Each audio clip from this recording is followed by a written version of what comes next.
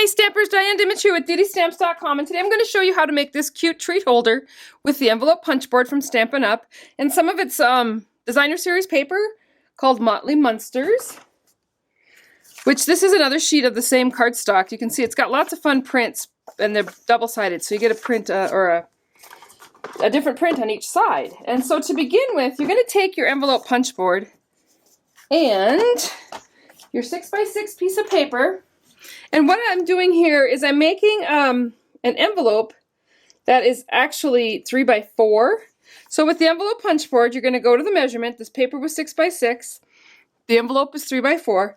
And my score, or my mark line, is 2 5/8. And so you're going to line this up at 2 5/8 and score and punch. And then you're going to switch to a different side. And now you're going to line up that score line with this little point here on the envelope punch board. And you line that up and score and punch. And you're going to go around on all four sides and score and punch. And score and punch.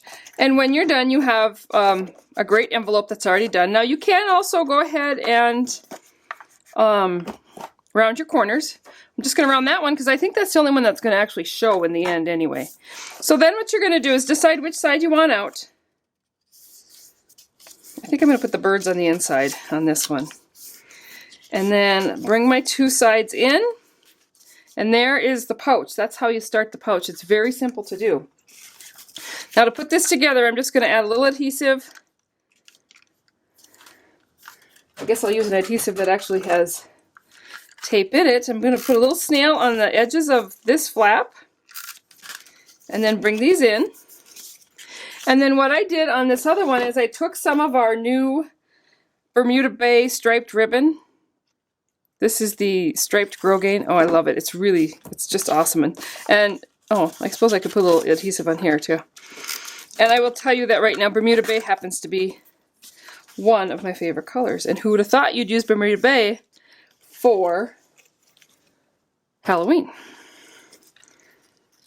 Oh, I better get my better scissors. Okay, so I had to dig through my stuff to find my better scissors, but I did find them. These are my ribbon scissors, and these are from Stampin' Up! And I know they're my ribbon scissors, and so does everybody else, because I tie a ribbon to the end of it. And people just know not to use my ribbon scissors for anything else but ribbon. So once you've done that, you're just going to take this, and I just tied this in a knot. And on these knots, you will see that if you just hold down one end and pull the other, you'll get a nice knot that will stay nice and rounded in the middle there. And that's that. And then what I did, once I've got that done, then I came in with the stamp set Merry Everything, and I'm going to use this Good to the Last Bite stamp. And just a piece of regular Whisper White and my Memento ink. And I'm going to go ahead and ink this up, stamp that stamp down with the Memento, and then it come in, it has, this Merry Everything has a tag punch that goes with it, and I'm just going to go ahead and line that up and punch that out. And then just to bring it all together, I'm going to come in with some blendabilities, and I'm just going to use one color of each. I just want this little Dracula to have nice yellow skin, because that's the color of the skin in some of the other prints of designer series paper. And I love the blendabilities because they just give a nice even coat. So there's no marker lines, no streaks. And then on this one, I'm just going to take a little bit of that Bermuda Bay. This is actually a Coastal Cabana blendability, but it just coordinates beautifully with the Bermuda Bay.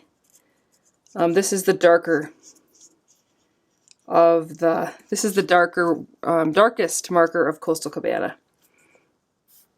And like I said earlier, Bermuda Bay is my absolute favorite color right now. And so I'm just going to go ahead and put some markering on that. And then go ahead and attach this right onto my little treat envelope. And you will see, I just attached it with a little bit of baker's twine and a hole punch. But there you go, a couple of fun, cute, easy treats for Halloween.